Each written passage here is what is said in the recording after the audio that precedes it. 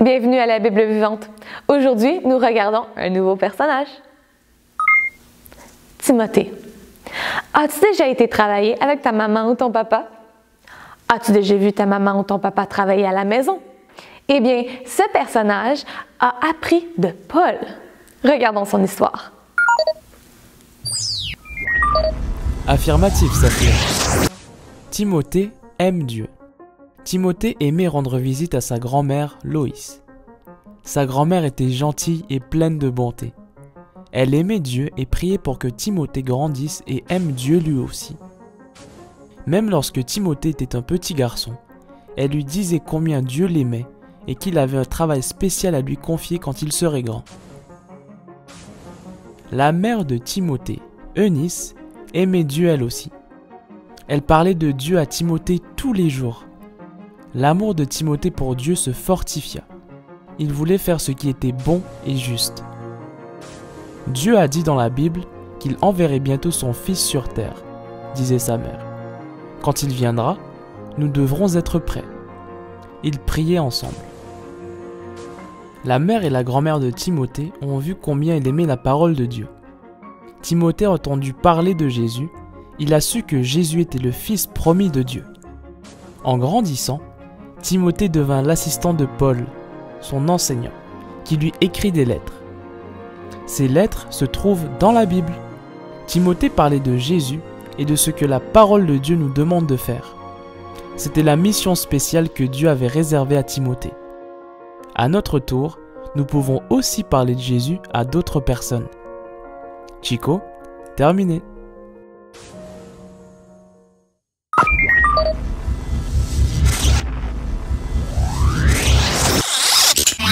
Timothée était jeune quand il aidait. Il était un bon assistant pour Paul. Paul l'a encouragé à être un exemple, même s'il était jeune. Toi aussi, tu peux être un exemple.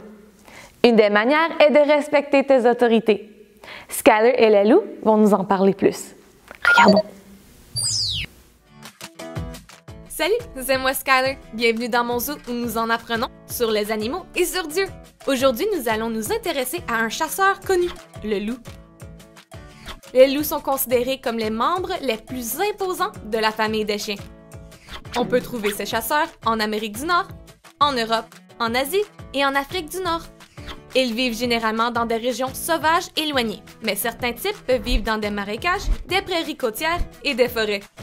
Les loups sont très forts. Ils ont une mâchoire puissante, un odorat 100 fois supérieur à celui des humains et une endurance étonnante. Les loups sont connus pour leur groupe, appelé meute, qui peuvent comprendre de 6 à 10 loups. La meute possède un mâle et une femelle appelée alpha. Les alphas sont les leaders du groupe. Ce sont eux qui ont des petits. Tous les loups de la meute participent à l'élevage et aux soins de ces petits. Pour pouvoir travailler ensemble, les loups ont une structure sociale très organisée. Cela signifie que chaque loup a un rôle à jouer, et lorsque chaque loup fait sa part, ils sont capables de bien chasser, communiquer et défendre leur territoire. Les loups peuvent former ces meutes parce qu'ils sont capables de créer des liens sociaux forts. Cela signifie qu'ils sont capables de se faire des amis et de travailler ensemble. As-tu des amis? Aimes-tu jouer avec tes amis? Que fais-tu quand les choses ne se passent pas comme tu le voudrais? Tout comme les loups ont chacun leur rôle, nous avons aussi des rôles. La Bible dit « Respectez chacun, aimez les frères et sœurs, craignez Dieu, honorez le roi ». Cela signifie qu'il est important de respecter tout le monde. Tes parents ou tuteurs, tes professeurs, tes amis, les autorités, et oui, même tes frères et sœurs. Et quand c'est difficile, Dieu t'aide à respecter les autres. Wow! Même les loups le font. Comme Timothée respectait ses grands-parents, ses parents et Paul, nous devons le faire aussi. Et Dieu, notre Papa dans le ciel, et Jésus sont là pour nous aider. Chantons qu'il est doux. Saphir pour la Bible vivante. Terminé.